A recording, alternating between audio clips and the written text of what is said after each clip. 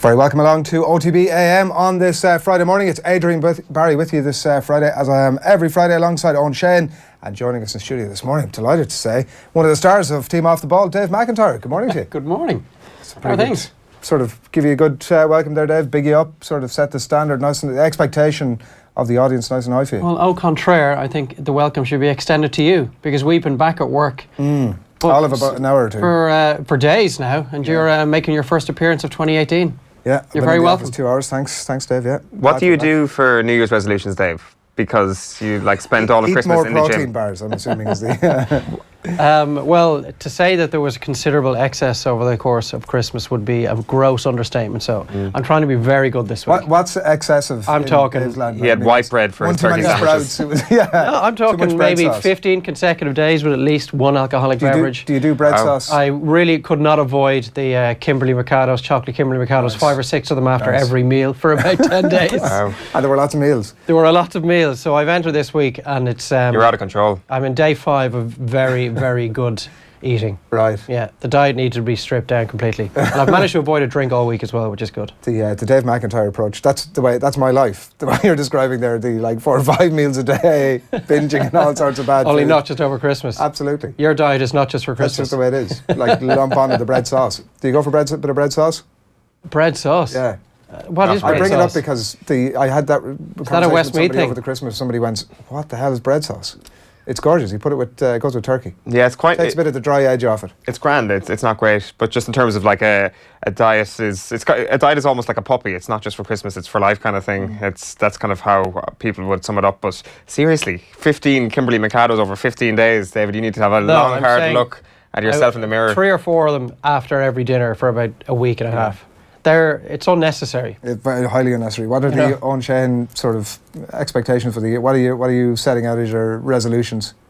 Well, nothing, to be quite honest with you. Just survive 2018, get to the end of the year, and basically have this conversation with you again this time next year. It's that kind of ambition that drives him through life. We have some actual good stuff upcoming between now and 9 o'clock, and lots of it, and here's a bit of a flavour of it. Very shortly we're going to have some reflections on those classic goals from Wembley last night when they eventually came. They were belters. We're going to talk about Declan Rice in that game, of course, last night, the FA Cup upcoming. We're going to hear Eoin's 5 things for the weekend. That's been a slightly renamed item for various reasons that we'll get into very shortly. Kieran Donaghy is going to join us on the phone to talk all things basketball. It's the National Cup semi-finals at the Mardyke tomorrow, and they're live on OTB's YouTube channel, so keep an eye on that. We're going to talk to Kieran Donaghy about that before 9 o'clock.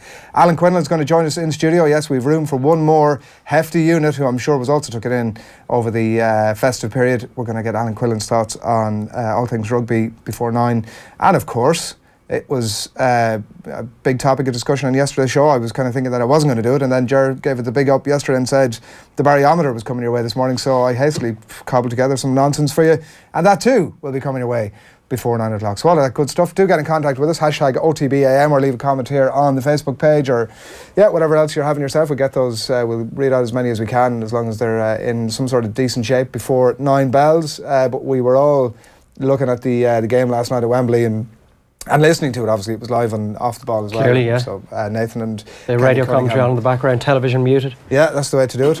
We'll be hearing from Nathan and getting some of Kenny's thoughts too before we wrap up this morning. But we weren't sure if the goals were going to come, and I was sort of looking at it with a view to this morning and kind of thinking for large periods about the 2 words I'd written down were Tottenham and onslaught, and the fact that it was still 0-0 for a large period, and then for another longish period you kind of felt that maybe West Ham were going to get it done. But at the end of it, I'm kind of scratching my head as to why a team like Tottenham, with the talent that they have, are consistently failing to beat teams like West Ham.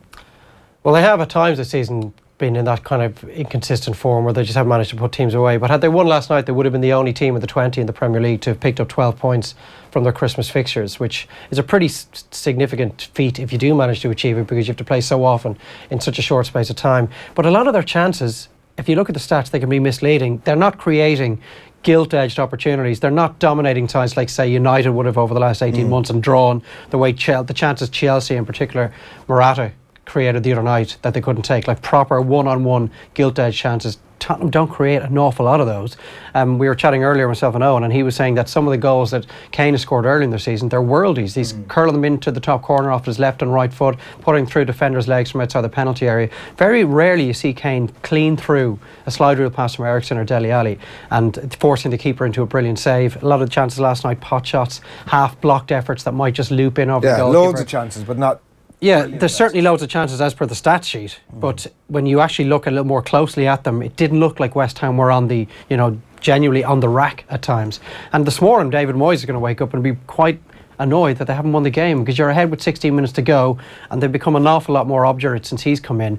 He would have been thinking, we get a goal, particularly in the last quarter of an hour, we're going to be able to see this one out and pick up 3 points. Because for all the improvement that they've made under David Moyes, and it has been significant, they're still just 2 points off the drop zone. Like, they're still among the heavy favourites to get relegated this season. Those 2 points could be absolutely vital come the end of the season. Is it a case that Harry Kane still isn't an out-and-out number 9? That you look at the start of last season and he was kind of deployed a little bit deeper when Vincent Janssen was the number 9, and he eventually gets that number 9 position back. But he still plays a lot deeper, I think, than most out-and-out number 9s. And you think about the wingers they have, the full-backs they have, and the balls that Kieran Trippier could be putting in, the balls that Ben Davis and Danny Rose could be putting in from the left-hand side. And you think potentially there could be more gilt-edge chances right there, just more wide balls, whipped in crosses, and Kane just playing a little higher up. But as you say, then the quality we've seen in 2017 was Kane just sitting in that pocket, just in front of the number 10 position, in between the 10 and the 9 a little bit, scoring absolute worldies. But I think there's an even higher ceiling there for him. As you say, Spurs don't exactly create a huge amount of unbelievable chances, but I think with a positional tweak they probably could. So he could have scored 75 goals in 2017 rather than the measly 56 that he did manage to come up with. And you're putting the point out as well that if he plays for somebody like Manchester City, or if we think about an alternate universe, if he is the Paulinho of Barcelona, he could be, he, as you say, he could reach 75 goals. Yeah, I think that's a fair point, but at the same time, you don't see an awful lot of balls that are whipped into good areas from the full-backs, for example, at Tottenham, where there's nobody on the end of them to finish them off. Sure, yeah. So it's actually about the way they play. Yeah. And you have to say that the way Tottenham play has got the best. It has gotten the best out of Harry Kane over the last 2 years. There was one stat that popped up on the screen with about 15-20 minutes to go. It was like Tottenham 534 passes, West Ham 200 passes. Like, they definitely do have a bit of that Arsenal thing, that former Arsenal thing of trying to pass the ball into the net rather than actually trying to create some of those opportunities. I don't know whether that's there's some ineptness on the part of Pochettino there, not that he's the one who ultimately should be responsible for those points that you're talking about, the slide rule passes that are, or the space that's been created. Here, the other thing we want to talk about is the quality of the goals. The Obiang goal was just a thing of beauty. I sort of got into an argument in my own head last night about whether it was a better goal than the Rooney goal or not. I mean, I don't want to be bagging constantly on the Rooney goal, but there was a real definite sort of, he looked up, saw the space, took a step in. There was a real definitive thing about it, and like hits the postage stamp. Obviously, incredible goal.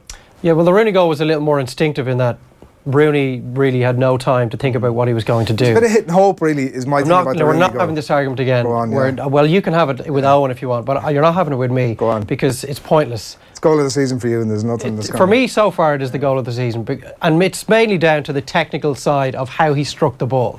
For me, that makes it the goal of the season so far. The goal last night was a little different. It was just an incredibly good long-range effort, but there was a little bit of guile and class to it as well. He didn't just send in a thunderbolt, which is how it's been described this morning. It looked a little easier on the eye than just a rocket from distance. There was a bit of bend on it, and you've got any ball that ends up close to the top corner that has the keeper full stretch mid-air. I mean, that just also adds to the aesthetics of the goal.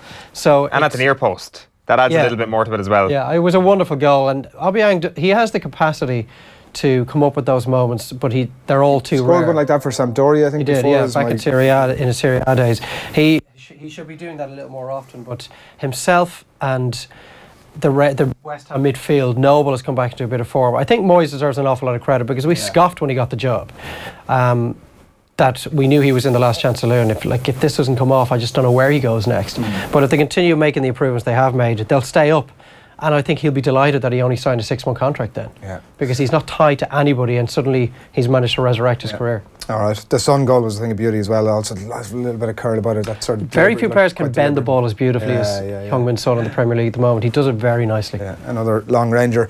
Right, get your thoughts into us about that game last night. One here from Brian Chris Lynch on Facebook. Morning, lads. Loving the new format. Possibly not that new to me. new, but new to me. Great idea.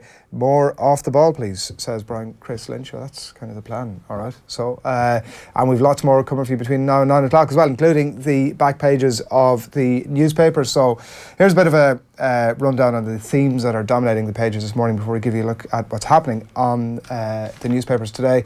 Jose Simeone to Chelsea. Andy Carroll to Chelsea, believe it or not, does feature in the newspaper this morning. Dave McIntyre responded to that pre-show with, what? Ronan O'Gara on his move to New Zealand, and Alli and Kieran Donaghy. How have we linked both of those? Stay tuned. Owen's going to begin with some of that Jose garbage talk. Yeah, well, we're not actually. We're going to look at Philippe Coutinho for the time being, because Barca's £140 million Coutinho bid is what they're leading with. Chris Bascombe with the story from the Telegraph in the back of the Irish Independent today. Liverpool's resistance to be tested by huge offer for Brazilian. It's a story that goes on and on. There seems to be more detail emerging day after day this week. While on the Irish Times as well, they're going with Coutinho as well, and they're set to offer up to €157 million for Coutinho. That's Andy Hunter, who is also on the beat, just like Bascombe. He says Klopp circumspect on forward's future, with Liverpool yet to receive official bid in current window. While on the Herald as well, it's more of a John Giles column quote. Klopp's huge insults to Cup. John Giles argues that Liverpool manager has shown disrespect to Everton ahead of tonight's FA Cup derby showdown, and they're the three leads in a Liverpool perspective anyway this morning. Yeah, Jose Garbage we mentioned, and now we are going to get to it. It's dominating a lot of the red tops this morning in the Irish Daily Mirror. Here, Garbage. Mourinho dismisses accusations that he's on his way out. It reads here, according to David McDonnell, I still have a contract. In fact, I'm in the middle of my contract, and my intention to stay is to stay and to improve and bring the club to where it belongs. There's also, because there's this constant thing about Mourinho and the hotel stuff, give me 5-star. A grainy picture here of a hotel suite, whether it's Jose Mourinho's or not, who knows, but he's saying that if the fans want me to be comfortable, this is the way. If they want me to be in a house that I don't like, lonely, then I would be a sad guy, and sad guys don't work well. So this Jose summing things up pretty nicely there. The Irish Sun this morning, I'll never walk out on United. Jose, the club will decide if I go, so this is kind of, they're going to have to sack me because I ain't going anywhere. And it's also the case of the Irish Daily Star this morning. Garbage, Jose isn't quitting, and he even wants a new deal. That part isn't really a great surprise for me, right? Jeremy Cross here, Mourinho dismissing reports that he could quit Manchester United this summer, and it's also on the front page of the Irish Examiner this morning. Here to stay, Mourinho dismisses United exit talk as garbage, and more inside. On the back of the Racing Post, there's a Manchester United tint as well. It's a picture of Paul Pogba ahead of their clash with Derby County in the FA Cup. Red Devils have knockout power, reads Dan Child's piece there, giving you a few tips ahead of this weekend's game. Then in the Times, we're going to turn a little bit more towards Chelsea now, because Matt Hughes has this exclusive that they are targeting Simeone, and that Antonio Conte really is going to be out of the job at the end of next season. And it kind of comes to the same point that kind of like the Carlo Ancelotti situation at Chelsea, where there's sort of an accepted fate almost around Stamford Bridge. So we'll get into that in a couple of minutes. But the other Chelsea story then, with regards to speculation, is at the back of the Irish Daily Mail, and it says Barkley is off. Chelsea get Ross and go for Carroll too. That's the exclusive by Simon Jones there. You've got a picture of Heung-min Son as well on the back of the Irish Daily Mail. Yeah, it's certainly one of the maddest stories doing the rounds this morning. So just a quick flavour of some of the other newspapers. In the Daily Telegraph this morning, it's nice one Son. Some reflections from Wembley last night. A good photograph there of Heung-min Son, who sort of thought about celebrating that goal for all of about 3 or 4 seconds, and then kind of thought, actually it's 1-1 and we kind of need to win a team that are not happy with a draw, so we need to get a winner. So he went about doing that. And then on the Guardian this morning, Barcelona ready to offer 140 million for Coutinho, as you've been hearing, and also they go with nice one Son. Wonder strikes light up Wembley. So that's what's happening across the back pages of your Friday morning newspapers here on OTB AM. It is 8 a.m. and here is a flavour of the talking points that we wanted to get into with you. Jose on that garbage, Simeone to Chelsea. We're going to talk Andy Carroll, Ronan O'Gara, and also somehow link Tiernan O'Halloran and Alli. So all of that good stuff to come. But the Jose garbage thing is obviously dominating a lot of the newspapers this morning, Dave, and it's kind of interesting. He says himself he's halfway through a 3-year deal. He's all about sort of turning this United thing in, making them become the greatest club they can be. But like Mourinho's thing is not that he has ever spent a great amount of time. Like 3 years would be exactly the amount of time that Mourinho would tend to spend at the club, and maybe the United board are kind of looking at that and thinking that, well, you know, they're maybe a bit reticent to actually say, here, Jose, we're going to give you a pay rise, we're going to guarantee you loads of money in the upcoming windows, and here's another 2-year extension to your deal. Unlikely, I would think. You see, for me, it's just paper talk. It just fills column inches because it's all meaningless, really. You only have to go back to a second stint at Chelsea where the first season goes so incredibly well. Then he wins the title in a second season and he signs an extension to the deal that he had signed when he arrived, having left Real Madrid. And he's gone by October of season 3. It's a pay rise, essentially. It is just a pay rise. It's the duration of the contract is really meaningless outside of how much compensation he might receive if he's sacked in the interim.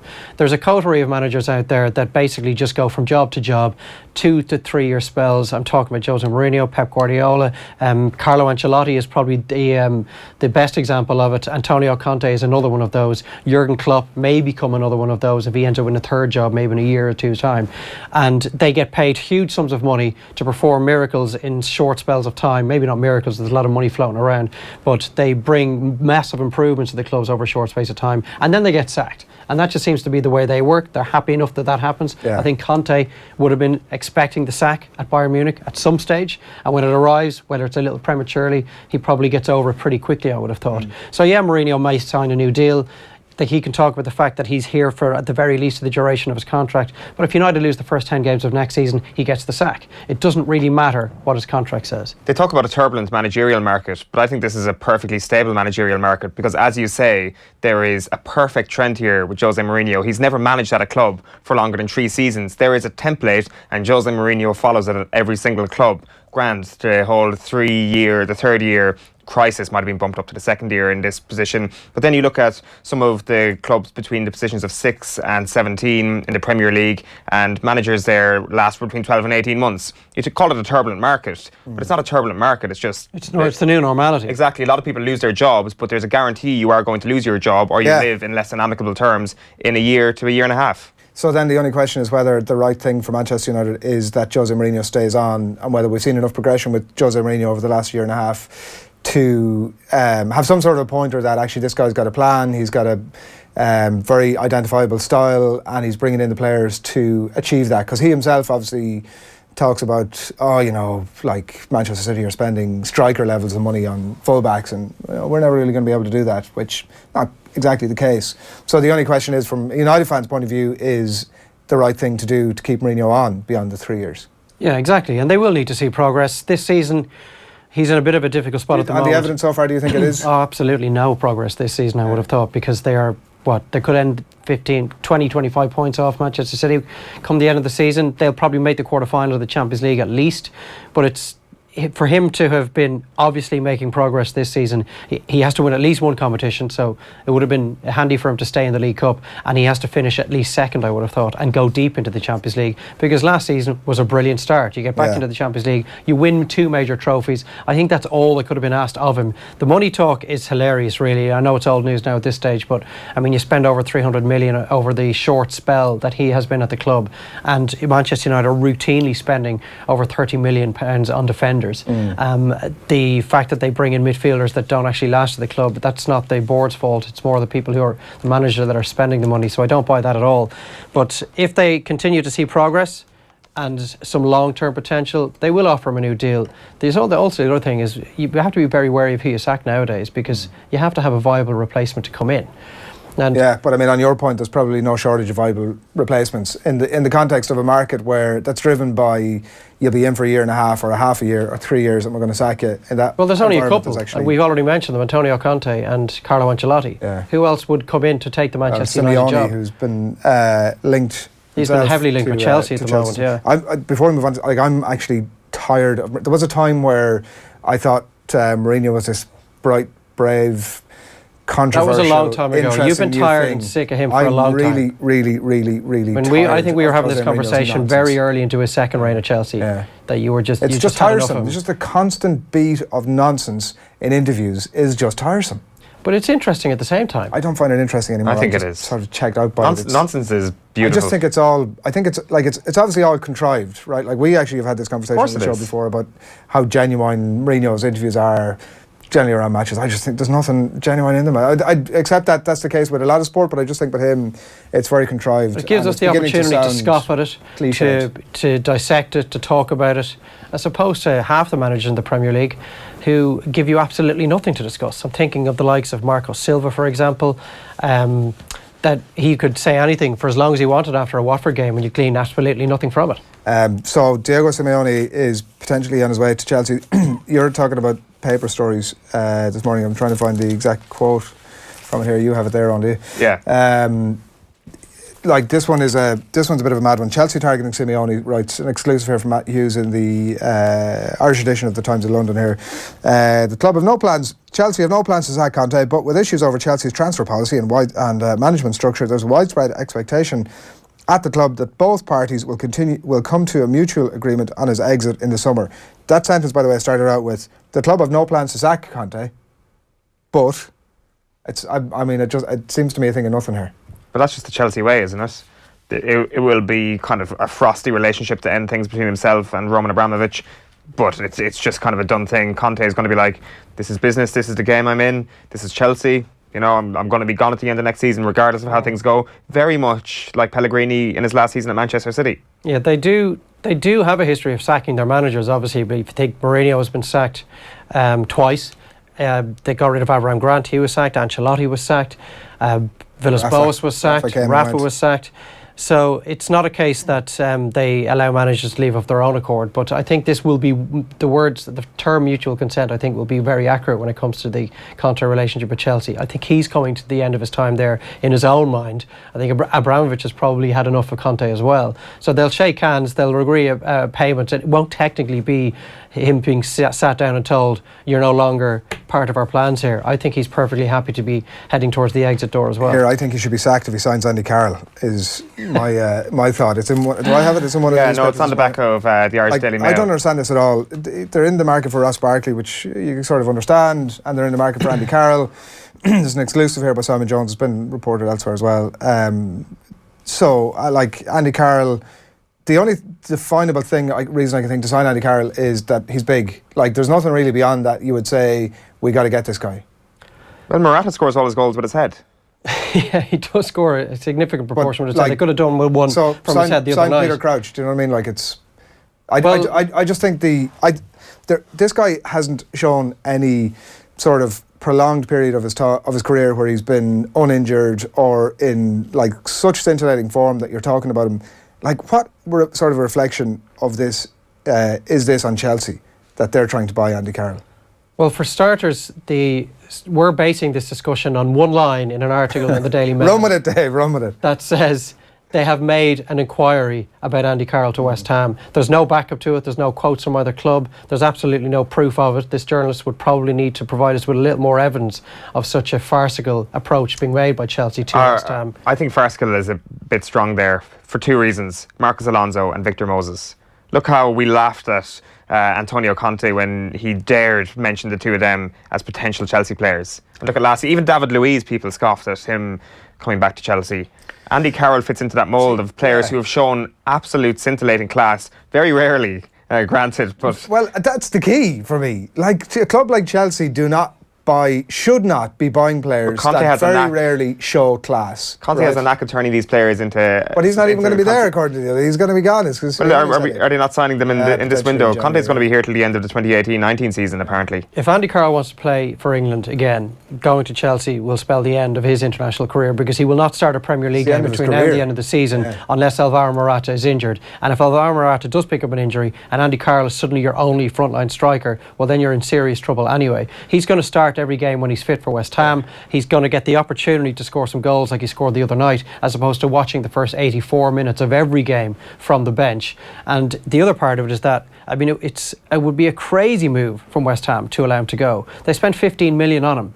To do what they are being... He's perfect for West Ham. He is perfect for West Ham at the moment. And they will lose out on 35, 40 million by being relegated, and yet watching him maybe score a header in the 93rd minute for Chelsea at the end of a Premier League game, possibly against West Ham. The only other thing is that it's Chelsea. We've already spoken about the massive amount of money they have. Maybe they come in with some ridiculous offer that West Ham can't say no to. Who knows? We'll see how that plays out. One of the other things that we want to get into, we mentioned it a bit earlier on, was it's in the Examiner this morning. It's Ncaa, who has moved to New Zealand since Wednesday, and so he's gone there to take up his role with the Crusaders, and he's getting used to life down there. I saw him tweeting a picture of the rain in Christchurch, which he wasn't quite expecting.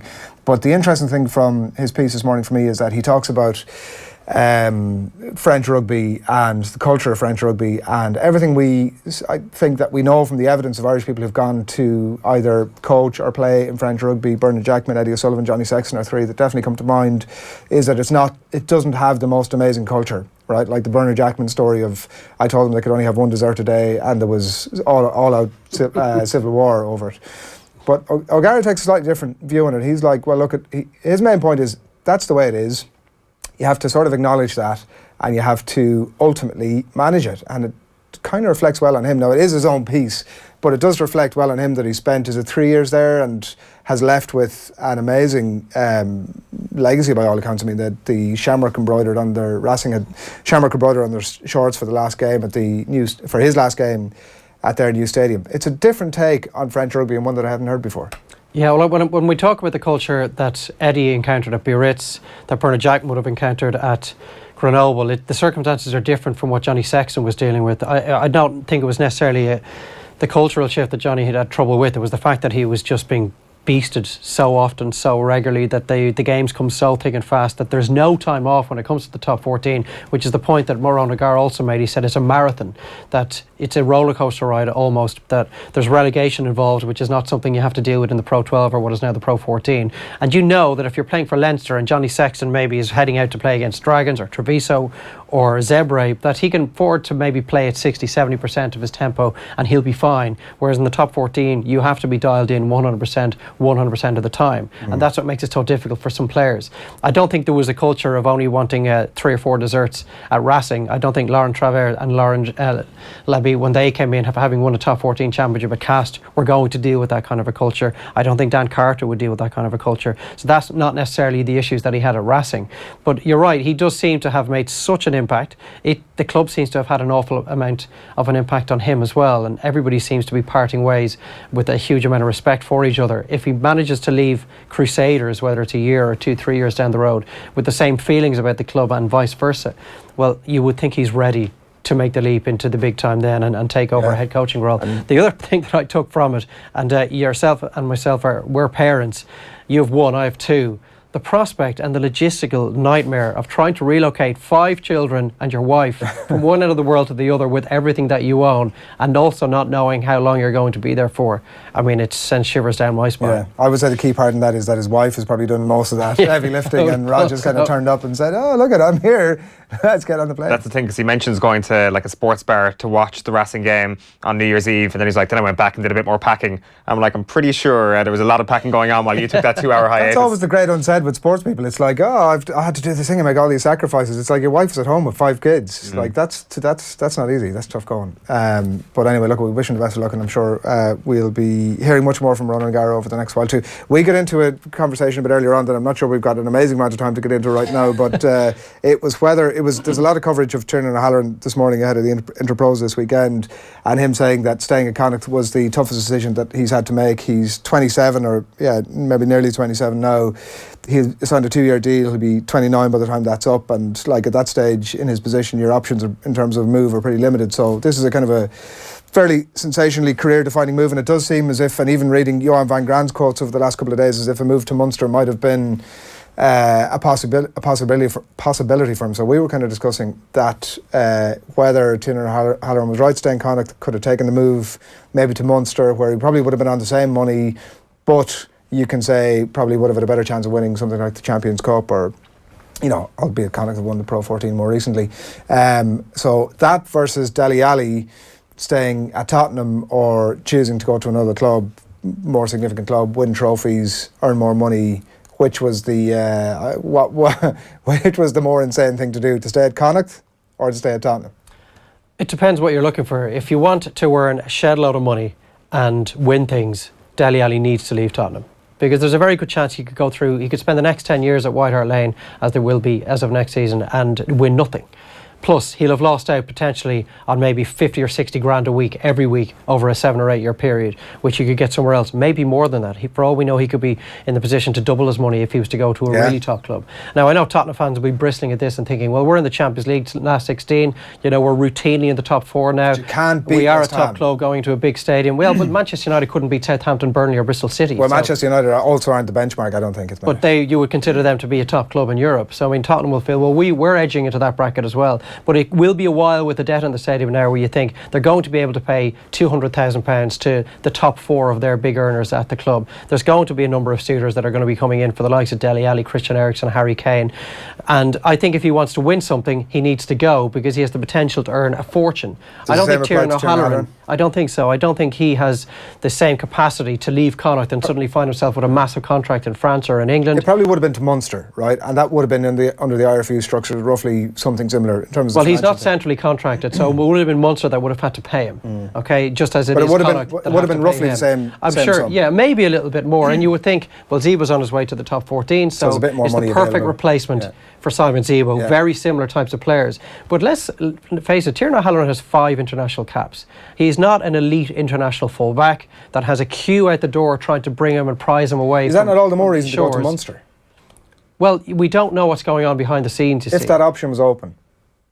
Well, it depends. He might think I've as good a chance of winning something at Connacht as I have at Munster. If he had been at Munster, he would have nothing in his career so far, but he has a Pro 12 medal tucked away somewhere. They're going very well in the Challenge Cup. They have a much better chance of winning a European competition this season than Munster have, you would feel, because I don't see Munster coming close to winning the Champions Cup this season.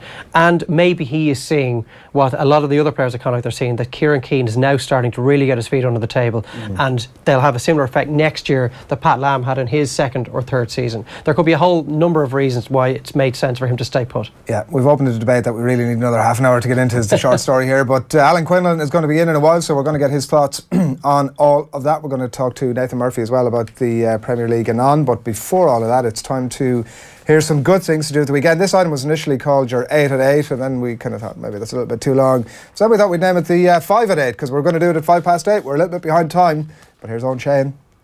Yeah, plenty happening this weekend, and there's 5 things, especially that I thought that we should look out for this weekend. The first thing, of course, is the magic of the Cup, because it is the 3rd round of the FA Cup. It is the weekend where certain heroes are born, just like this guy, as we became accustomed to last season.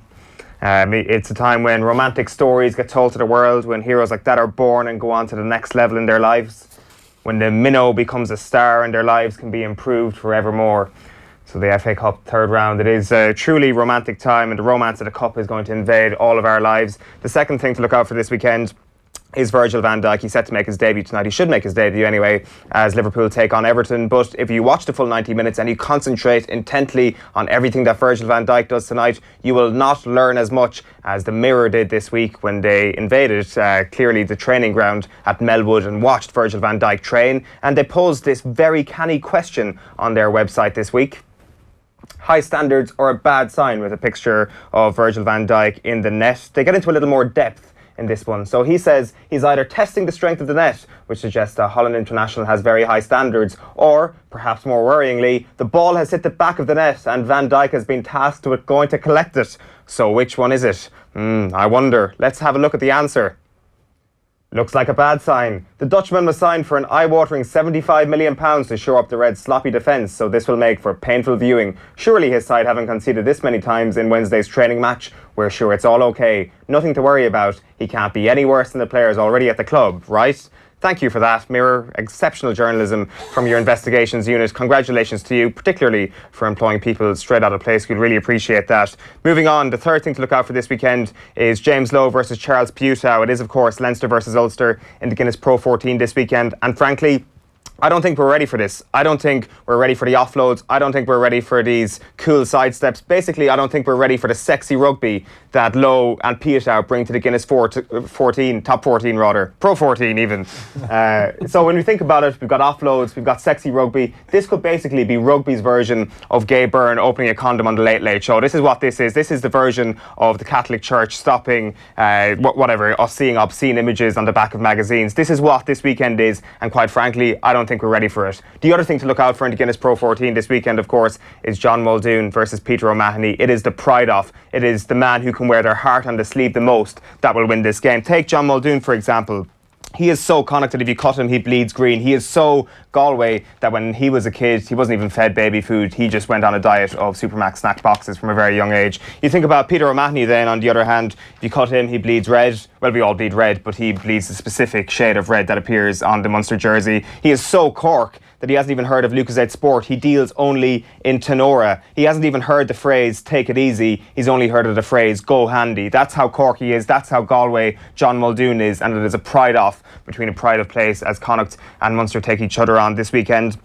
That's what to look out for in rugby and in football. But of course, there is one more thing to look out for, because there are a load of shite fixtures in Gaelic games this Sunday, 21 in all. Here's the complete list. Basically, you've got 21 opportunities to attend really shit games. The shittest game this weekend, in my opinion, is in Drogheda as Louth take on Wicklow B in the Bordnamona Keogh Cup. That's right, Wicklow B. You may have said that the GAA pretty much promote inequality by letting teams hammer each other in the summer. Well, not in January. They are giving Louth every chance to have a famous day in Keogh Cup, because they're not going to get mauled at the hands of the Wicklow A team. They're facing the Wicklow B team this weekend. It's 2 o'clock on Sunday, and I'm greatly looking forward to it. You know it's bad when it's in some place called Darver. It's in Darver. It's been moved, obviously, from Drogheda since... it said somewhere something Darver. Right, okay. I mean, that was my... I've never heard of that place Well, before. I think that's my suggestion, Dave, that when you know things are really bad. It's got relegated. But I would challenge that slightly. Leash are playing Westmeath in the football. It's going to be a decent enough game. Yeah, you've actually... Westmeath awfully in the hurling. You've got Galway Mayo in the FBD League in Ncaa Park. And of course, you've got Leitrim against Sligo. Leitrim haven't won the FBD League since 2014. The golden era of Leitrim football is a long memory. It's a distant memory. Well, I, for one, am very much looking forward to all of that GA this weekend, Don. You've sold it to me. Well done on that. Well done on being excited. Right, football next week. Live commentary of Spurs 1, West Ham 1 at Wembley last night and off the ball. Here's what Kenny Cunningham made of that result. Yeah, I think it was a fair result. People will point to how much Tottenham dominated possession, but that statistic isn't really key for me. They'll point at how many chances they create, but how many of those are real clear-cut opportunities. Not too many, Nathan. Credit to West Ham, they stuck in the game and they grew in confidence for me as the game went on. Nobody saw that goal coming, the quality of the strike from Obiang. Give the West Ham players a huge lift, and there might be a small bit of frustration amongst their players that they weren't able to see the game out. I thought the defensive line, the back three, were solid throughout. They defended gallantly when they had to. Declan Rice in particular was the outstanding player for me, 18-19 years of age. Showed real maturity to his play this evening. That's great to see from a West Ham point of view and also an Irish perspective. But David Moyes will be delighted as a whole. His record against the London teams, the big London clubs, is really impressive as he's taken over.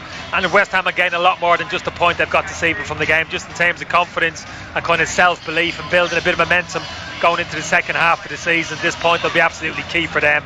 And on the flip side from Spurs, I really think it's an opportunity missed. And I just hope at the end of the season they don't come to regret the loss of these 2 points tonight, because they didn't do enough, Nathan. I thought they played within themselves for large portions of the game. And as much as I'm a huge fan as the manager Pochettino, I was scratching my head a little bit in terms of substitutions late on. Doran Suzuka coming off, Wanyama and Lamela coming on, then Davis coming off, who was probably their most natural outlet down this left-hand side in terms of his quality of ball into the box. I thought they missed him in the last 10 minutes of the game. They couldn't get any delivery from the left-hand side. Everything was coming down their right-hand side. They huffed and puffed. They threw players into the box. Lots of goal-mouth scrambles, but for me, didn't do enough, and the draw was a fair result. Yeah, Kenny Cunningham at Wembley last night. Nathan's best friend, the Moose, there in the background as well for the eagle-eyed amongst you. Now let's get the thoughts, before we get Dave's thoughts on the game last night, of David Moyes, who has some particular praise for an upcoming Ireland international. Yeah, that's the team that beat Real Madrid 3-1. So you shouldn't be surprised that we only had one shot, and you shouldn't be surprised that the way we played. And I think that maybe you shouldn't be surprised we took a point, because we came close against Man City, we beat Chelsea, we drew with Arsenal. So you've got to say that, we're doing one part of it right. We'd like to do the other side of it much better, obviously. But I'm the coach, and I have to try and find a way of getting results with the players that are available. David, Declan Rice, 18 years of age, and you've put him in against probably the best striker in Europe right now. What's he got that you've seen over the last couple of months that you've shown such faith in him? Well, I think Declan, when I came, was always close to it. He'd played a couple of games, and I think he's improved. He's come off the bench a couple of times, and to be fair, he made one or two mistakes. He made a mistake at Manchester City, which may have cost us the draw up there. But we like him. He's got great attitude, committed, and I think he'll get better, because he's a really good boy to work with. He wants to improve, and he's keen to hear what he should be doing better. So we've enjoyed it, and I thought he played really well tonight. Yeah, David Moyes there in conversation with our own Nathan after the game last night, full of praise, generally everybody, for Declan Rice. It's kind of interesting, Dave, to hear David Moyes' comments there, and he's definitely, I would assume, quite deliberately urging a little bit of caution about him. He's saying, the little slip at Manchester City, and he's learning as he goes, and he's not looking, David Moyes here, to blow this guy out of all proportions. Yeah, there are times where you would raise an eyebrow at a manager singling out a player about a very specific incident a couple of weeks ago, which you've probably already dealt with, and ordinarily it's probably not the best thing to do, but I think there's a little bit of nous behind what David Moyes has done there, because he's just sending a little message to Declan Rice. He's sending a message to the West Ham fans, to Ireland fans, that there's an awful lot still to come in terms of his development, because he followed up with a positive then, which is it's human resource 101. Make sure that you might start with a positive, a negative, and make sure you finish with one, which is exactly what he's done there. Talks about his attitude. Yeah. Exactly. Talks about his attitude, talked about how composed he looks, and Kenny talked about how composed he looks. That's really what stands out for me. Like, he's still a teenager. He's up against Harry Kane, 56 goals in 2017, and he didn't look out of place. And there were times when he was dragged from that middle cog in the back three for West Ham into wider areas. Didn't look like he was out of place there either. And there are a lot of central defenders that, if you bring them out to those wide channels or that inside wing channel, they can look a little vulnerable, because they don't necessarily have the speed to keep up with the guys who are trying to go outside them. He has that pace, he has that composure. I just hope the trajectory of improvement continues as it is, and that we don't look back on him in 5 or 6 years' time and wonder, maybe a la Joey O'Brien, for example, where he went and why it didn't go quite according to plan. A lot of that is down to his health and his fitness. If he can stay fit and he can keep himself in Moyes' thoughts, he could have an absolutely massive future. But we are willing to jump on any kernel of positivity right now. There aren't many of them out there that are of that ilk who are regular players in the Premier League. There aren't any. Yeah. Declan Rice is the only guy who is below the age of 25 that is playing regularly for a Premier League team that we have a huge amount of positivity around. I just hope that we can actually see that come to fruition, because there's not an awful lot else going on at the moment, unfortunately. Yeah, that's the thing for me, that it's kind of like we generally tend to get obsessed about Irish players playing in English teams who the English media or English fans, football fans, have no sort of recognition of at all, and we're obsessing about them because we think this might be the next best thing. But he was voted last night by the West Ham fans as their man of the match, and he's obviously a guy who's making a lot of ripples, and assuming that he's a guy who is coming straight into, given the fact that we've a bit of breathing space too on the international front, you assume that he's straight into Martin O'Neill's plans, right? Plans, if it is Martin yes. O'Neill. If it is Martin O'Neill, if he ever signs his contract that's supposedly on the table at the moment, into his plans, yes, but he should be in the starting 11 for our next international. Like, why not? There's absolutely no cogent argument that Martin O'Neill and Roy Keane can make for him not to be starting our next international, wherever it is, or what the nature of the game is, whether it's our next friendly or whether it's our next Nations Cup game, because he is playing regularly, and he is about 15 years younger than some of the guys we are planning on putting in there, which would do absolutely nothing for the future and development of the Ireland squad, whether it's during O'Neill's reign or afterwards. You have to start him, and you have to give him as many games as you possibly can, because there's a chance that he could be the linchpin of the Irish defence alongside Shane Duffy for the next 5 or 6 years. It's absolutely crucial. We had hoped to speak to Nathan, who was on commentary duty last night, but he's had to board his plane, and so he can't speak to us. But he is listening and has sent a text from our own way in London. He said, heard Declan Rice being asked afterwards about his international ambitions, said he's looking forward to linking up with the squad in March. That could be the under-21s, though, who have a qualifier in March. So you've got to assume that once the call comes for the senior squad, and he's now ready for it, because he's playing against that sort of Champions League quality teams at a fantastic arena like Wembley for a average enough Premier League team, he's ready for that call up. Like, there's no reason. Martin O'Neill can't give he's not playing at this level. He's not, he's ready for it. It's weird that how it's changed, that at the start of the season you were like, okay, Bilic likes this guy, etc., and then suddenly Bilic leaves and you're like, okay, Declan Rice could be in a bit of trouble here, and that seems to have materialised initially, but now all of a sudden he's back in the side and Moyes seems to love him. And I wonder, is Moyes, like, I'm just trying to think of his track record in terms of bringing through youth, in terms of moulding these players into great players, because essentially Bilic is a guy who gave this guy his first chance and he just re-emerged in the team now. So I don't think it's sort of a done deal that David Moyes is the right guy to be bringing this person through, but it's certainly encouraging at the moment. Well, it is, but it is very encouraging that he's had to convince 2 different managers in a really short space of time of how good he can be, because it's very easy for guys who've come through the academy just to fall by the wayside when the guy that has, as you say, given them their break gets the sack. So the fact that he's managed to ride out a little bit of a sticky period, and he has made a couple of mistakes, even in the first couple of games under Bilic he made a couple of mistakes. He had a really bad night in the League Cup where Declan Rice had a difficult evening, but he's come through that, and that shows that he's got a bit of steel to him as well. I'll be head of the queue to hammer Martin O'Neill if he's not in the next Ireland squad. Well, you generally are pretty forward in that queue anyway, Dave. He's got to play in an under-21 qualifier. You could make an argument that as long as the under-21s are still in contention to qualify from their group, that it probably doesn't make too many. There aren't too many issues around him starting a game for Noel King's side. But at the same time, what's our priority? We don't necessarily have players that will play at under-21 level before they break into the senior team, because these players, if they're any good, will be in the senior team long before they're playing for the under-21s. So they never actually get a chance to play at that level. It's more important what's going to be happening for the senior team. And if there's an Irish international around the same time as the next under-21 qualifier, I wouldn't have him in that team. I'd have him in the senior setup, and I'd have him in the starting 11. There's no other argument you can make around. We've nobody else. It's 8:30 on this Friday morning. We're delighted to have you with us, and we're going to talk basketball in just a second. We've lots of interesting comments though coming through to us here, lads. Justin Smith on Facebook says a lot of people are sick of the Klopp nonsense. He's gone from one of the most popular managers around to someone who harasses fourth officials every match, condescending in interviews with a very fake laugh, says Justin Smith. He hugs a lot though. He's a serial hugger. He's a serial hugger. The Premier But League. that's all a facade. Which? The hugging, of course it is. Everything he does is a facade. Isn't this back to the previous point that everything all of them do is a facade? Probably, but everything Klopp does is even more of a facade than everything. Himself and Jose Mourinho are 2 of the most self-aware people that have ever existed in the Premier League. And I'm sure we all know this. Like, this has been the season where everybody's like, at the end of last season as well, it's like, okay, I'm just sick of Jurgen Klopp's nonsense. I think it's complete nonsense. Antics on the sideline are now starting to annoy other managers as well. He was sort of the lovable guy when he arrived in, with his reputation of Borussia Dortmund, always smiling, always had the twinkle in the eye. That was fake.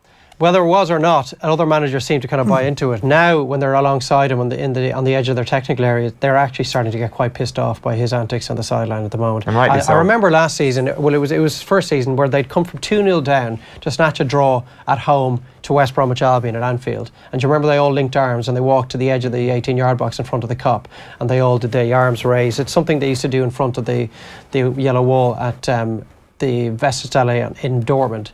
And I just was wondering, like, is this what Jurgen Klopp is all about? That they're celebrating in this fashion after a point at home to West Bromwich Albion? When I put that to some of my Liverpool supporting friends, I was roundly lambasted for making such a comment. Yeah, that was the day football died.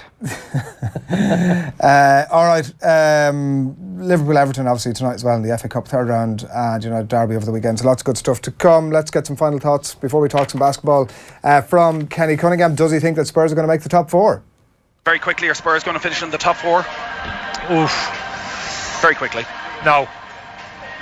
All right. And that's a tough thing for me to say. I'm a huge fan, but I just feel as if just Liverpool just may have enough for them, and it may be Spurs and Arsenal who potentially miss out on those Champions League places. With one caveat: Arsenal go win the Europa League. That's their backdoor in.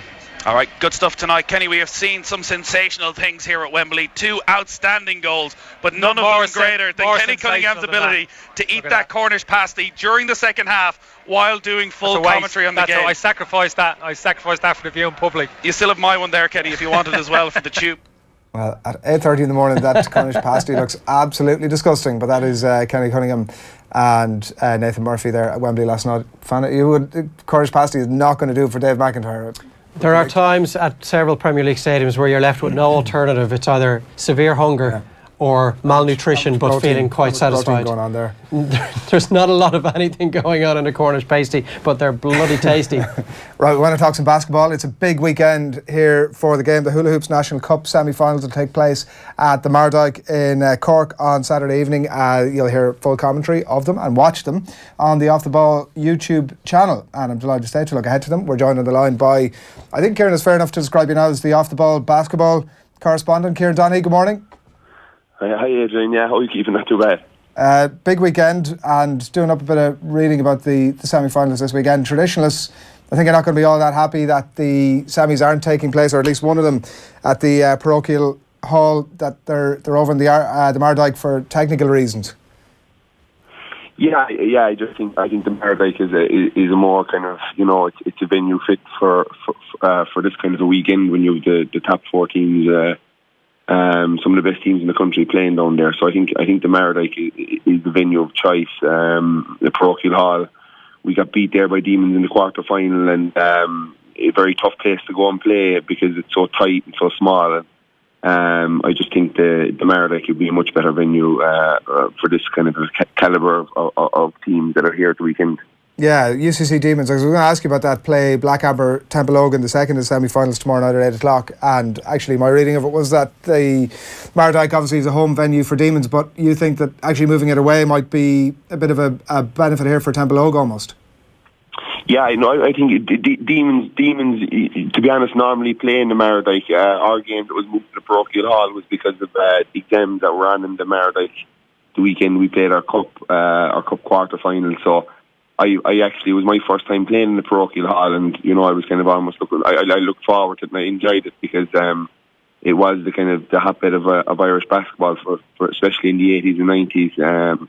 So I was delighted to play there. But no, the Mardyke Demons will have a small bit of advantage if they're there every week. But Templeogan would have been down there, 3 or 4 times over the last 2 or 3 years. So they'd be used to the place as well, and it's a state-of-the-art modern facility, and it'll host 2 massive games over the weekend. As you say, you and your team got to see UCC up close in the last round. Unfortunately, the result didn't go your way. So, just tell us about what happened to you, I suppose, first of all, and what people should watch out for from UCC this weekend. Yeah, I think what they have is they've brought back their player coach Colin Riley, who's been a fantastic player over the years, and he brought back in Lamont Goldberg, who had been there for the 3 years that they won their 3 National League titles in a row. So they've gone with real experience there. That's what probably got them over the line against us. It was a real tight game all the way. They probably got the best Irish player in the country at the moment, Adrian O'Sullivan, playing with them, who plays like I suppose a lot of the style of the guards in the NBA and out of Russell Westbrook and the likes. He's very aggressive going to the basket. He can shoot it outside. So I think their experience and probably his clutch plays down the stretch of the game are what got them over the line against us. And I'd say it's probably what they're holding on to if they're going to try and win the National Cup is that experience. They won't want to go up and down as much with Templeogan, but their experience and they're a very streetwise team now. They've been there and done it, and they've kind of got the band back together this year. So they're playing with a cause as well. Now, at the same time, we were in control for a lot of the game, and just that bit of experience and that bit of know-how and how to win games. A team that has won what they have over the last 4 or 5 years. They can call on that experience when times get tough, and that's one advantage they'll have the weekend. But it's going to be a great game. Templeogan are a serious team as well. Yeah, and the case for Templeogan here, and they obviously have a bit of pedigree themselves, being the 2016 winners, and also the fact that UCC were beaten by Mike Cullen in the Super League at the weekend, and maybe more importantly, leaked 117 points along the way. Yeah, the Cork boys know they'd be cute. Like I don't know how much emphasis was put on this league game down there the weekend, and they could be trying to throw the Templeogan boys off the scent with that result, because it certainly was kind of when it hit you when I got the result Saturday. I was saying, that's strange. That's a big score for them to concede. So how much they played their guys, when I say they're inexperienced and they're they know how to win. that comes with a bit of age too. Like, they wouldn't be on the younger scale of sides with their team. So that experience is could have been used last weekend to try and throw Timberlog. But Timberlog will be smart enough. They'll know what demons have and what demons do when games are there to be won historically over time, and they have a great history in the club, and they'll be calling on that. They'll be calling on their home support, and they'll be calling on the people of Cork to get behind them, and they're expecting massive crowds, and I'm sure they will be, because the calibre of games down there the weekend is top notch. So look, they'll put it up to Templeogue, no doubt. But Templeogue in themselves have some great Irish players. They've got two very good Americans in Puff Summers and Michael Bonaparte. So they have got their own. They've Jason Killeen, who's been an Irish international for years, and then they're probably the most athletic Irish player in the league in Locke and Murphy. I think he put up a few videos of him dunking on people. He's a phenomenal athlete for a guy who's about 6'1". He's got crazy jumping ability. I don't know what his vertical leap is, but it's off the charts. And I'm sure you'll see a few slams from him over the weekend. But they've got a very good team. Look, they won the league last year. We were lucky enough to beat them in the Champions Trophy in the last game of the season last year. But they've got great players and a very good team, and it'll make for an exciting game for the fans down there the weekend. The other game is a repeat of the semi-final last year. It's Killesterop against UCD Marion. It's a 6 o'clock start there. Killester won that game last year and then went on to lose out. But UCD Marion are the form team, Kieran. They're top of the Super League table, but they have lost to Killester this season, though. They have. Again, there was another shock result at the time when it came out, because Marion had been going really well, and Killester went down without their American, I think, and beat them by 22 or 23 points about 2 months ago. So I remember that night when that result came back in, it was kind of almost a bit of a shock, because Marion looked really strong. But what Killester as a club, they have great pedigree. And they have that to call, and they should be playing with massive confidence this year. They've only lost twice in the league. They're kind of ahead by 2 games in the league. They've got some unbelievable players, and what they have, Marion? They have an unbelievable squad. I'd fancy them to win the game the weekend. One thing that would be putting me off is how comprehensive Killester were that night, and just that their pedigree as a top club in Irish basketball over the last 30 or 40 years. You could never write them off, but certainly on playing against both teams this year already, you'd have to be very impressed with Marion, and they really do look like a team in a mission, and they've got, again, such a great squad of Irish players in their ranks, along with their American, who's very athletic, 6'4", white guy, but can do it all. Again, can dunk the basketball. He's got a huge vertical leap, and he's a good teammate, and he gets the best out of his Irish players. So it's a tough one. Killester could just show up on the day and just be in one of those moods. And I've played against Killester in league finals and cup finals over the years, and when they show up and they've got their crowd behind them, and they are a big game team. So they're both 2 semi-finals that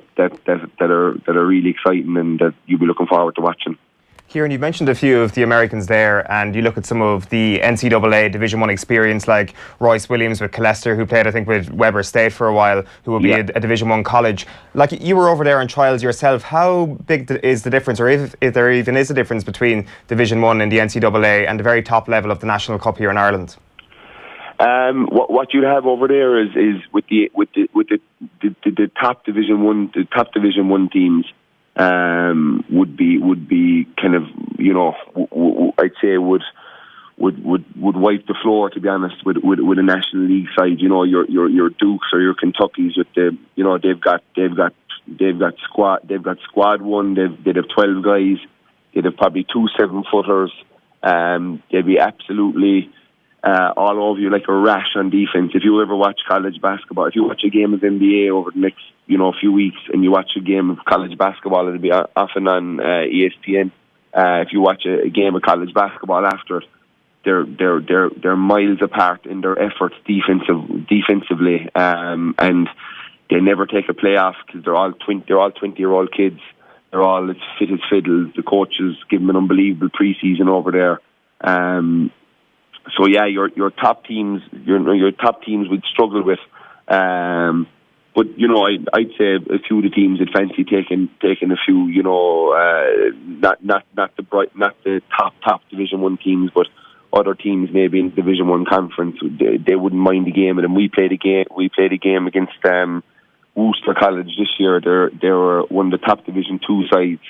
And they beat us in the end by 4, but we played 2 days we played the day previous, the night before.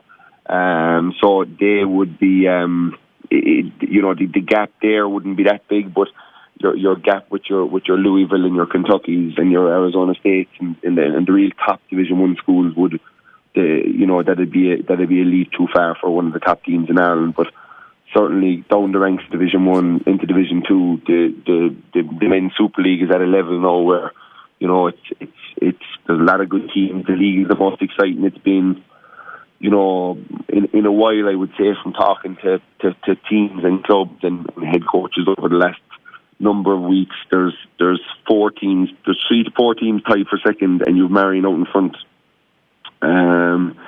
And they have had no real injury scares or dips in form. So I'd say the rest of the league is hoping from them over the weekend. And maybe a win in the cup, they might take their eye off the league a bit and maybe cough up a game or two. But certainly they have been the farm team, and the team that looks like the team that could go on and win the National Cup, which would be huge for them going forward. But could take their eye off their league and hopefully bring the rest of the teams right back up there. If you have 5 or 6 teams going to try and win the league, and make it fierce exciting for the crowds. And the crowds are rising in the game. The game is rising. We know that in the country because of probably the availability of the NBA to everybody with their phones and stuff like that. So it's exciting, the game where it is at the moment in Ireland, but I'm not going to be saying that we're going to be taking on the top Division 1 teams anytime soon in America. Yeah, just kind of finally then, Kieran, quickly on that point, just the idea of basketball in Europe at the moment, because you've seen a lot more of the Europeans heading over to the NBA. It's a much more international league than it's ever been. You look at the likes of Milos Teodosic with the LA Clippers, who got drafted from CSKA Moscow at the age of 30. So clearly there's more of an emphasis on European basketball. You see LeVar Ball sending 2 of his kids to Lithuania to play in that Super League. So to what extent can Irish basketball look to the east rather than to the west, and perhaps get on this bandwagon of the rising sport on the continent? Yeah, no, it's we've got a lot of guys that are doing really well in Division 1 schools over in America that are just out of Ireland maybe a year or 2 years. So it's only going to be a matter of time before there's an Irish kid playing in the NBA. A guy that's been born and grown up in Ireland, rather than, I know Pat Burke was an Irish guy, played in the NBA, but wouldn't have been really seen a pure, Irish guy. I don't think he had an Irish accent when he was in the NBA. But I think it's a matter of time before there is someone from this country, because we're getting there's so much athleticism now in the country in sport and the way they're coaching, the way every sport, rugby, football, basketball, the way the teams are being coached now, and the fitness regimes that these young kids are on, they're coming out at. When I went over to the tryouts at college as a 21-year-old, I was sneeze or rake. I never done really any weights, but the kids that are going over there now at 18 are probably after a 3-year weight program, and they're ready. They're looking at the Americans like, let's go here. So they have. I think it'll be a matter of time, and the game in Europe, of course, is growing, and yes, the NBA is more multicultural than ever, and it's got players from all over the world playing in it, and it's certainly, it opens it up for the Irish players, and it opens it up for an Irish kid to have that dream of being the first, and once you get one in there, all of a sudden it's easier to start bringing more in, but there's a lot of work to be done by a guy if he wants to get to the level of NBA. But it starts with college and it starts with getting 4 years. That's what I didn't go with in the end, and went with Kerry football. But if you're over with one of these head college coaches in a Division 1 school for 4 years, you'll be playing basketball about 28 to 30 hours a week. You'll be in the gym. They'll have all your training, your diet, everything will be laid out for you.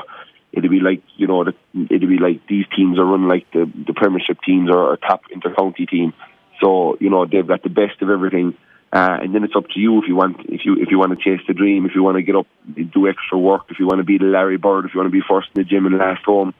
That's what you got to do to make that level, because the NBA is a serious level. And as much as all these other countries like Lithuania and Spain and Russia, the basketball is nearly a national sport, and it is nearly their top 1 or 2 sports in all those countries respectively. So I think in Ireland we still have a lot of sport to contend with in such a small island, but somehow we're turning out very good players, and there's a lot of them out in America, and the future looks bright for the game.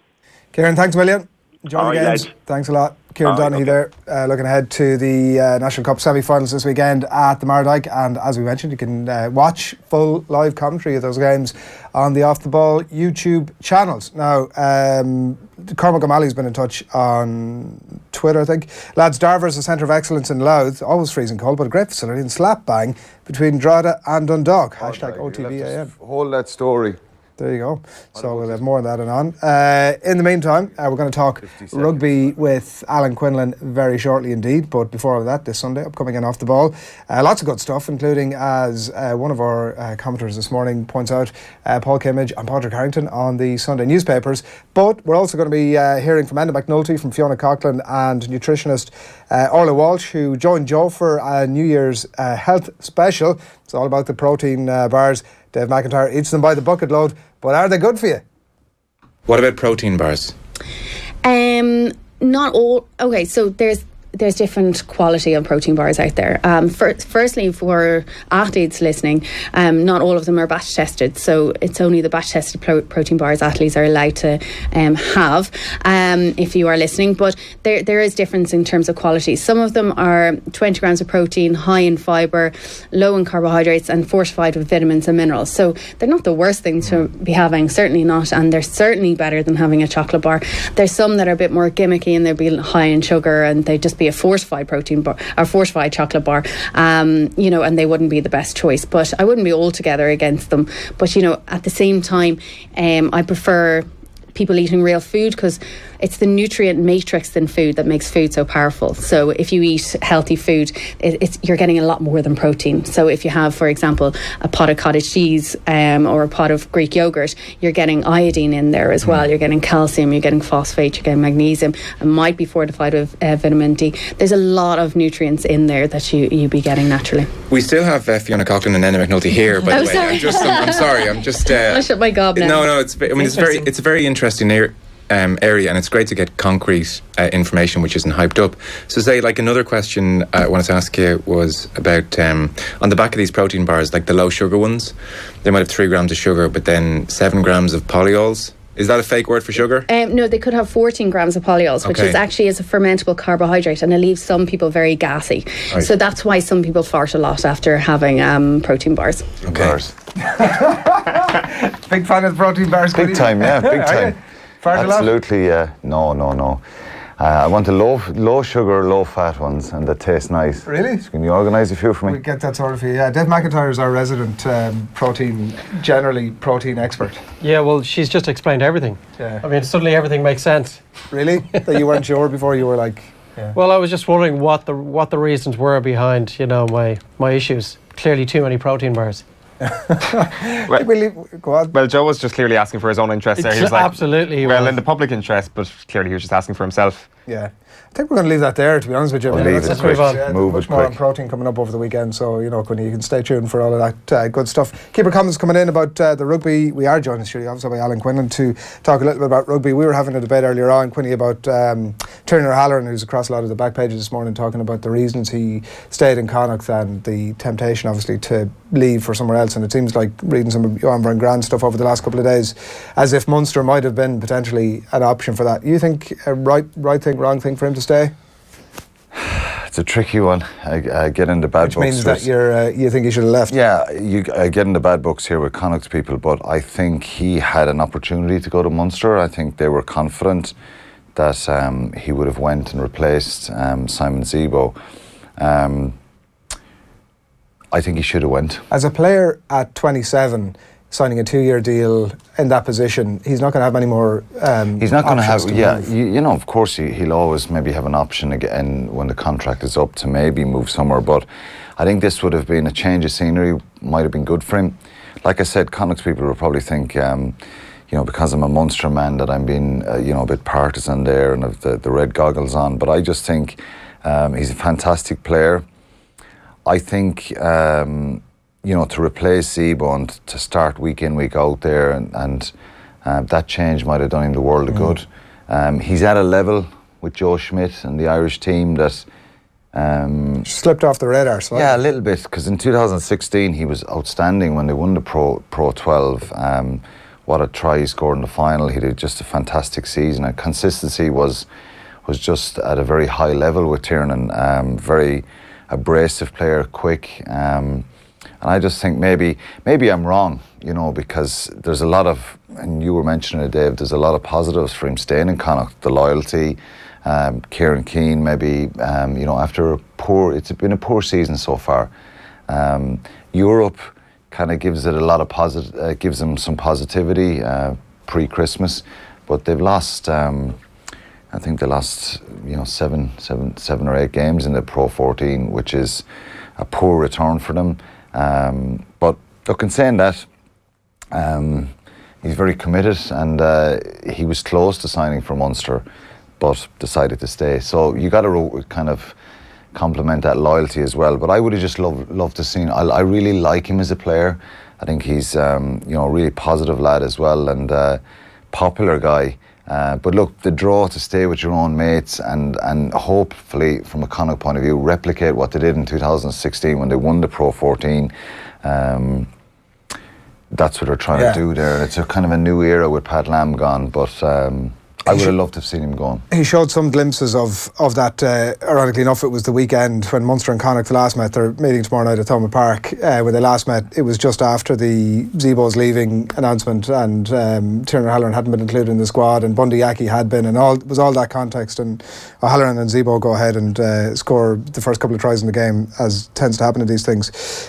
Talks a little bit about Munster's record against the other provinces this year. Like, they've, I think, 5 defeats so far, Munster, and 4 of them have come against the provinces. Is there a greater issue at play there in terms of the other provinces getting up to play Munster and them failing to meet that level, or what's your read on why they've lost so many games to the other provinces? I think part of it is you know, a timing issue when you play Leinster. Leinster, obviously the strongest team in Ireland at the moment. They have the most depth. I think on their day, the other 3 can match them on a kind of one-off situation, but I think they have this ability to kind of rotate, and then when you have pockets of Europe and stuff like that, so traditionally the Leinster-Munster game is on kind of a week or 2 before Europe, and that game back in October, I think Leinster were just that little bit ahead of Munster as regards their preparation, and so a little bit of timing there. Munster have had an horrendous run of injuries as well, which haven't helped. You're trying to create some depth within the squad, and then you've got at one stage up on 20 guys out injured and unavailable. So you've got to deal with that. It's amazing. Leinster, in fairness, you're always going to get bangs and knocks, and they have a couple of HIAs at the moment and a couple of guys with injuries. But for the most depth, they've the least amount of kind of damage and injuries. But I just think for Munster, it's, going to Connacht, losing up in the sports ground was a blow to them as well. So look, Connacht are improved, and they'll fancy their chances going to Thomond Park tomorrow. 2 years ago, they won for the first time in 29 years. So for Munster then to lose, I think when you lose your home games, you're the question marks, and it deflates you a little bit. So losing that Leinster game down in Limerick, they started so slowly, and then being 17-0 up in Ulster. So suddenly you've 4 games out of the inter-pros, you're losing. So it's not good enough for a team like Munster. One point that jumps out from a couple of those games you've spoken about is the discipline thing from Munster point of view. Like, they were down to 13 players in a couple of those games, and they've had like horrendous, like 9 yellow cards and 3 sendings off or something like that this season. It's pretty horrific. Now, they've spoken about it this week, and Eoin van Graan is saying this isn't a squad issue, it's an individual issue, but we have sat down and spoken about it as a squad, and you would expect them at that level of sort of poor discipline that something that would happen. Do you think there is something to worry about from that point of view? Is it just individual errors on the day, or is there actually something more that needs to be addressed from a squad point of view? Well, I think they need to kind of get to a stage now where they draw a line in it and really focus on it, because if you keep giving away, getting punished with yellow cards, giving away penalties, and we've seen Munster when they're, you look at the Leicester game in Thomond Park and the Leicester game away, their discipline was outstanding. So they're not panicking, they're not shooting out of the line, they're not going off their feet at the breakdown, and they get the results. So we know in rugby in particular, if you give away kickable penalties, opportunities for people to clear their lines when you've pressure on them, you're not kind of winning those big moments, and you're getting a negative kind of outcome. So they've got a lot of negative outcomes this year in games that they possibly could have won, where they gave away yellow cards or they panicked under pressure. So I think when you panic under pressure and it's an individual thing, like Eoin van Graan is saying, it's down to the individuals themselves, sometimes a bit of experience, decision making under pressure, which is the key to any high level sport, isn't it? When you're under pressure, you get tired mentally, physically. Do I go for the ball? Do I give an extra yard at the hindmost foot?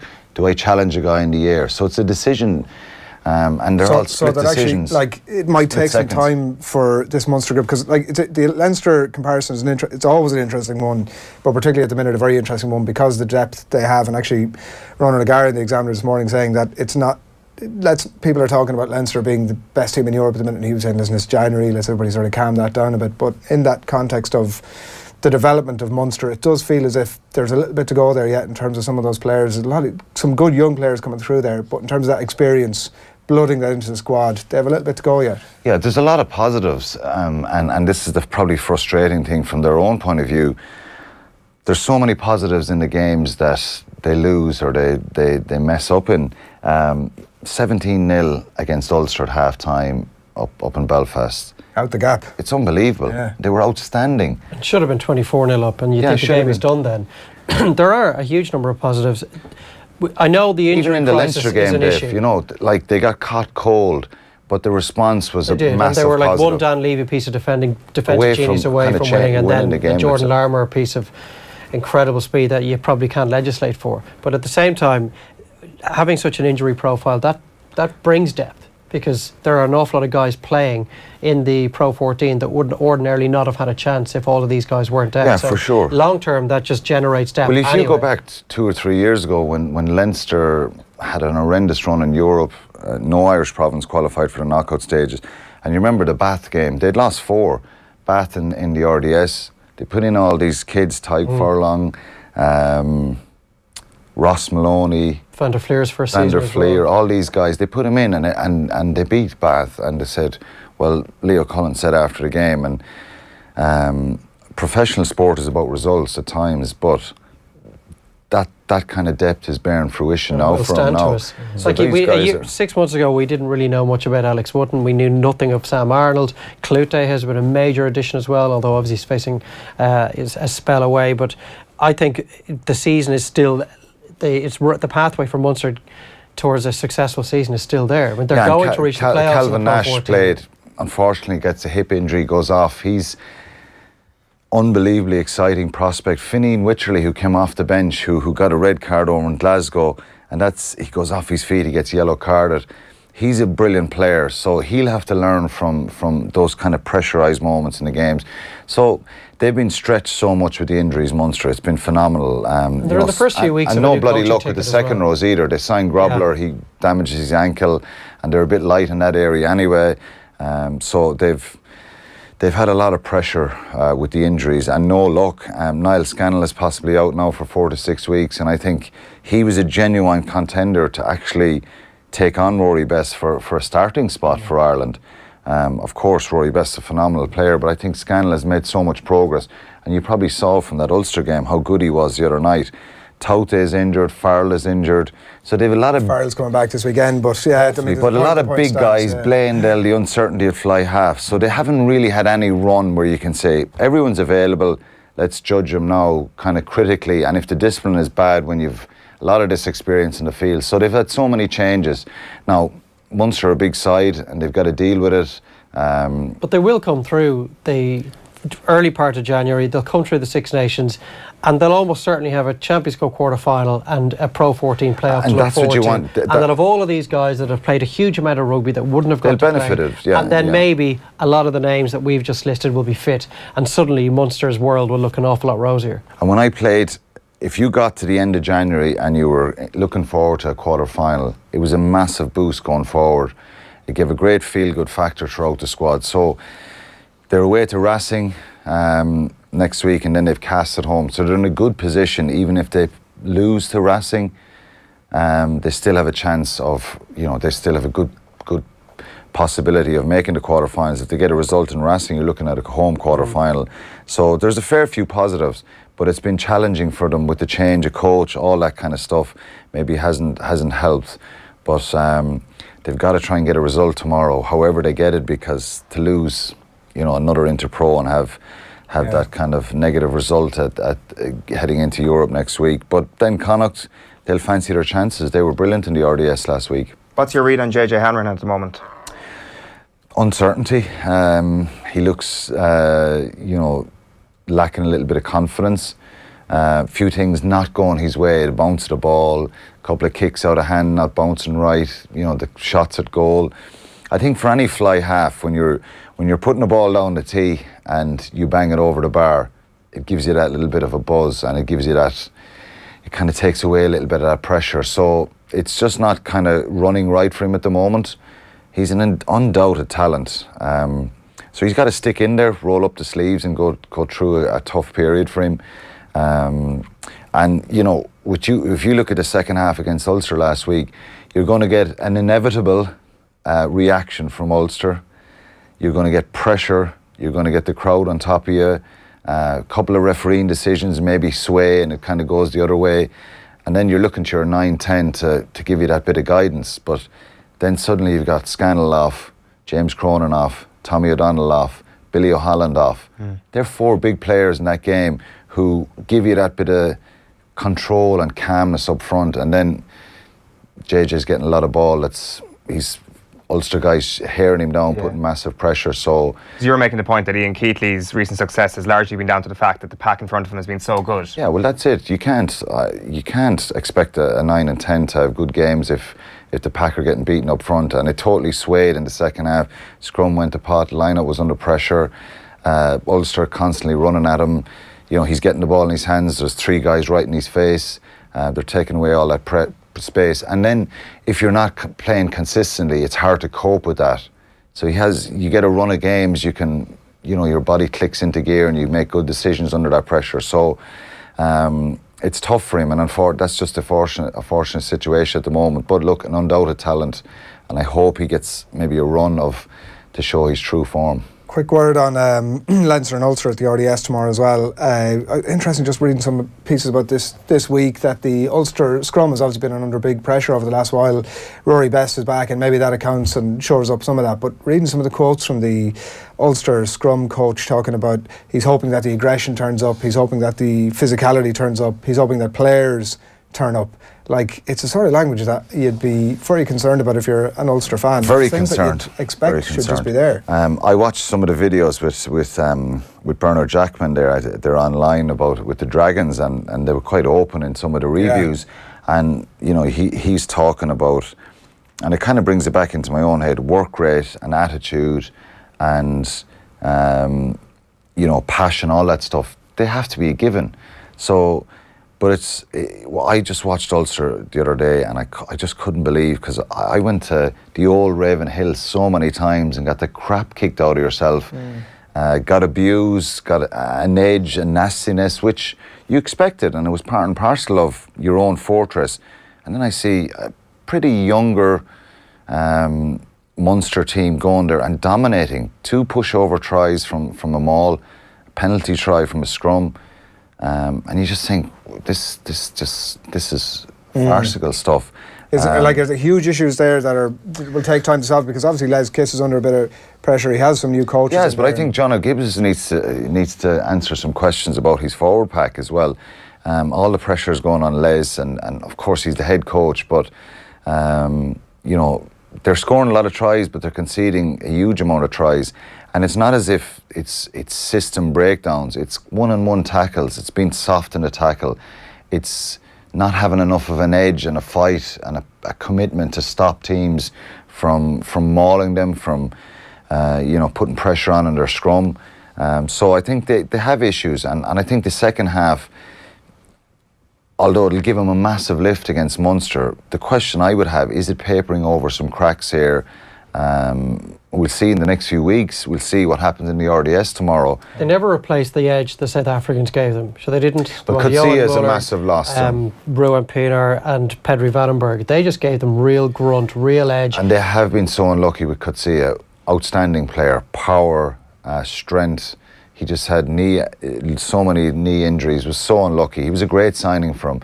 And it is hard in the market nowadays to get that hard, aggressive, physical player who has that quality as well, particularly as a loose forward. Vian Herbst, strong scrummager, for me, doesn't impose himself enough around the field. Van der Merwe, the new signing as well, the new prop. And the question marks and has been about up front, because we've seen an Ulster backline with a lot of talent over the last number of years when they get good quality ball. So, but yeah, it's in them, because they managed to bring the right intensity to the second half against Munster and turn a 17-0 deficit around. They've gone to the stoop and won in the snow, albeit not against the best team in the Premiership by any stretch of the imagination, but you still had to grind it out. But it was a big win in the stoop, it was. And followed up with a huge win, putting 50 points on them the following week. So it's in them. They just need to be able to produce it with more regularity. And sometimes, Dave, though, a second half like that can turn your whole season. One win can turn your whole season. So let's see the reaction now. So let's see what they come to with the RDS. Do they have that attitude? Because it's very frustrating for a coach to kind of have to go around to his players and say, you have to motivate and say positive things and get teams, and make sure you're on top of guys. But the forwards and the players, they've got to lead themselves. Rory Best coming back in, Henderson coming back in, they'll certainly add to the quality and that kind of standard, if you like. But, we'll see in the next few weeks. We'll see tomorrow. I think it'll be tricky for them against Leinster. La Rochelle is the big Saturday test week, for me. yeah. Do they have Leo Leafano for the La Rochelle game? They do, don't they? They have it for the 2 Champions Cup games. He's going to be on his bike then. It's a huge loss. I think people are I don't think you can understate how big a loss he is, but even just in the last Champions Cup game in particular, I thought he was absolutely excellent. Just his kicking game, and it's interesting to see what happens now. It'll probably be Paul Marshall in at 9 and then Cooney out to 10 potentially. I'm not sure how they're going to work that. Yeah, I think they played Peter Nelson there a few weeks ago as well. I think they need to sign somebody. They need to sign someone. They are certainly in the loan market now. Yeah. They've been linked with JJ Hanrahan, they were linked with Joey Carberry, which I don't think there's any substance to either of those. It's very hard to get quality 10s, sure.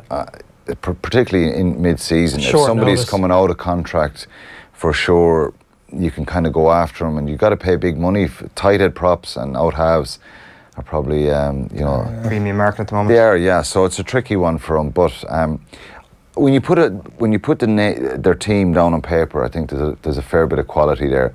But there's something just not right about what's happening there, and I think it's unfair that Les Kiss is taking all the flack here. I think it's really unfair. Now people will argue and say, well, the head coach, he's the one who makes the decisions. But he brought in John O'Gibbs, Dwayne Peel. and they need to kind of take some ownership here as well. Aaron Dundon for the scrum, and the players themselves. So Shane Logan in 2010, the Ulster CEO, said that he wanted him to be the best club team in the world. They haven't won a trophy since 2006. And now they could throw back that at me and say Munster haven't won since 2011, and that's fine. But I think for a club of the stature of Ulster, you know, they need to get their hands on a trophy, and they need to. And I think they've gone backwards since they got rid of Brian McLaughlin in 2012, and I think that was a mistake because they got rid of a man who was kind of steeped in Ulster.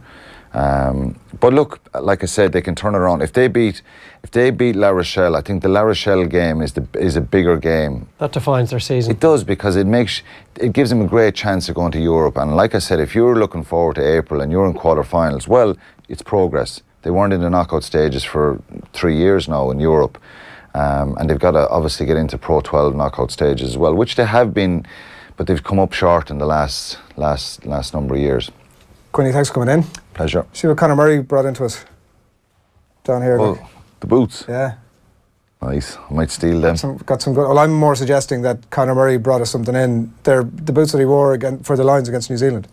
They're beautiful. So, you know. Did he sign them?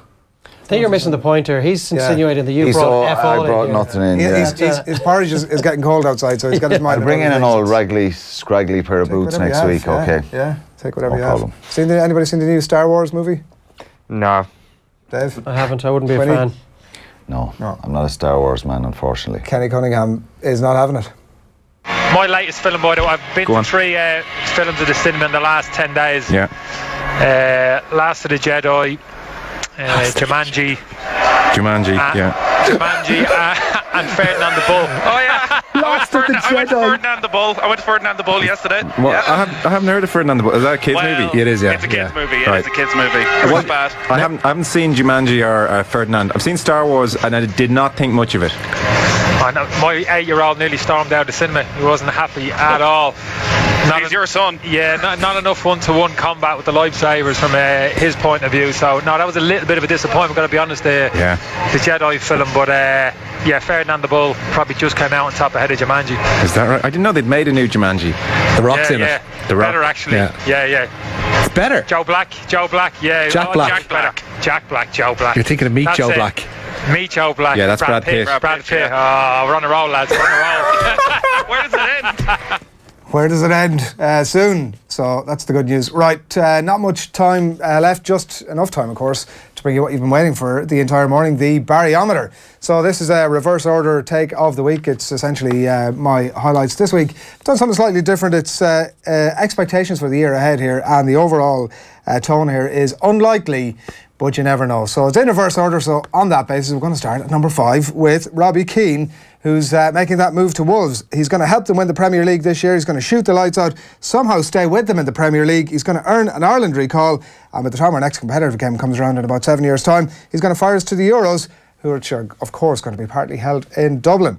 The next thing I'm expecting in the year ahead, in at number 4, is at the sprightly age of 59 this year, Phil Taylor will return to the game sport of darts, and he'll return as a humble, modest, charismatic champion. The prize money's just gone to $500,000, so there's every chance that Phil the Power will be back. In at number 3 in the Barryometer this week, Manchester City's Premier League march to the title here hits the rocks this year, I'm predicting, as Liverpool, United, Spurs, Chelsea all battle it out in a 5-way split, only to be pipped at the post by Big Sam's Everton. Unlikely, as I said, but you never know.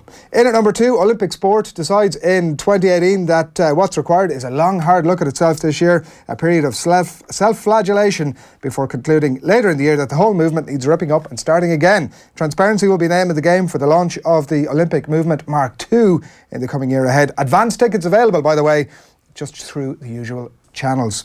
In at number 1 this week is Stephen Cluxton, who again climbs the steps of the Hogan stand on the third Sunday in September, or the first Sunday in September, or whenever it's landing, and in a long and loquacious address to the masses, he credits the OTB AM power ranking snub for motivating the Dubs to yet another All-Ireland title. Unlikely, but you never know. He was number 3 on my list. He was on your list. Number 4 or Didn't 5, make the top 10. Yeah.